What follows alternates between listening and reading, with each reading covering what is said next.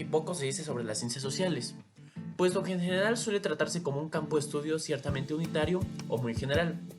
mientras que por otra parte suele mencionarse poco en contraste con los hitos de las ciencias exactas. Eso no quiere decir que las ciencias sociales tengan poco o ningún mérito, todo lo contrario.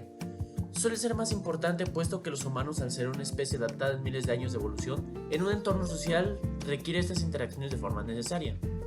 Es por ello que las ciencias sociales buscan constantemente entender cómo las sociedades en su vasta complejidad y amplios matices puede determinar el comportamiento de los individuos en base a las características de su entorno. Por un lado, para entender la realidad social como un objeto de estudio, detalla Cáceres Acosta como un punto de partida que la sociedad y sus elementos son los que generan un margen de acción para el individuo, el cual a pesar de lo anterior no pierde autonomía, y en la cual las interacciones con otros son las que configuran la realidad de su sociedad, lo que en la investigación esto puede ser identificable en un espacio y tiempo determinados. Sin embargo, esta puede verse como heterogénea, pues es el sujeto que funge como espectador quien también tiene elementos de relación que surgen de manera espontánea, y estas al romper esquemas tradicionales de construcción científica derivan en muy diversas metodologías, algunas de las cuales son metodología histórica, en la cual el investigador social se plantea los acontecimientos sucedidos en tiempos pasados y hace un análisis de los mismos, tanto por los causales de sus fenómenos como para comprender el momento en el que vive, con relación a la cronología social. Metodología comparativa, por la que se estudian eventos, características y otros elementos que de forma cercana o lejana se hayan desarrollado, planteado tanto los paralelismos como los contrastes existentes en sociedades tan lejanas. Metodología crítico-racional, la cual llama a los hombres a la libertad,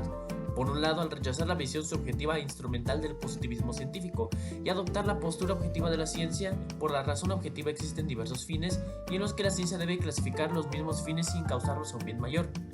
Metodología cuantitativa, para la cual se hace uso general de cifras para dar una estadística de ciertos fenómenos sociales, aunque es la metodología más atacada o desvirtuada al deshumanizar los eventos sociales. Sin embargo, cuando es requerido es una metodología muy rigurosa y bastante empírica. Metodología cualitativa. En esta metodología son muy diversos los elementos que se toman para estudiar, como por ejemplo el lenguaje, el cual no solamente es instrumento de comunicación, sino además en sí mismo un elemento de investigación científica por ser un bloque constructivo del objeto de estudio. Mientras tanto, también se considera que se debe estudiar la epistemología en relación a la realidad de los objetos conocidos, el estudio teórico que define conceptos, hipótesis e interpretaciones, el estudio morfológico donde los objetos se organizan y se articulan tanto teórica como problemática, y finalmente la técnica, en la cual según las percepciones del fenómeno se registran los hechos por medio de datos empíricos. De lo anterior, el planteamiento realizado por Arjona Garrido y Checa Olmos detalla la existencia en el debate científico de una lucha de varias décadas, cuando los pensadores del positivismo trataron como las ciencias naturales realizar leyes constantes y universales aplicadas a las sociedades en su generalidad, cosa que fue negada por los investigadores hermenéuticos, lo que con las décadas terminaría resolviendo este conflicto con el desarrollo de las diversas metodologías ya mencionadas, y con el tiempo el positivismo y la hermenéutica fueron empleadas indistintamente, o bueno, según la necesidad de estudio primar a sus usos. Pero finalmente no serviría de nada hablar sobre metodologías ni tampoco sobre la historia de la ciencia social sin directamente entender cómo cercanamente nos afectan. En primera instancia, el método de historias de vida surge con la Universidad de Chicago, con el estudio de biografías, correspondencia postal y cualquier documentación personal,